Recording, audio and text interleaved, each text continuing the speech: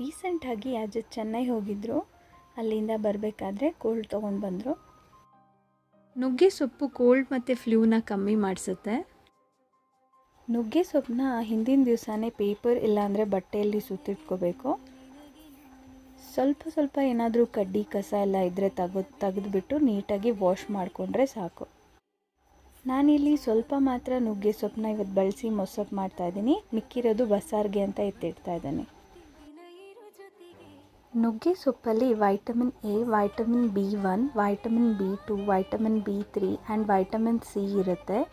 And minerals ಬಂದುಬಿಟ್ಟು magnesium, calcium, iron, zinc, potassium and phosphorus ಇರುತ್ತೆ. ಇದೆಲ್ಲನೂ ತುಂಬಾ ಹೆಲ್ಪ್ಫುಲ್ ಬಾಡಿಗೆ. ಆ್ಯಂಡ್ ನೀವು ವೀಕಲ್ಲಿ ಅಟ್ಲೀಸ್ಟ್ ಒಂದು ಸರಿನಾದರೂ ನುಗ್ಗೆ ಸೊಪ್ಪು ಸಾಂಬಾರಿಲ್ಲ ಬಸ್ಸಾರು, ಚಟ್ನಿ ಪುಡಿ ಈ ಥರ ಏನಾದರೂ ಮಾಡ್ಕೊಂಡು ತಿನ್ನಿ. ಸೊ ಈ ರೀತಿ ನೀಟಾಗಿ ವಾಶ್ ಮಾಡಿಕೊಂಡು ಹೀಗೆ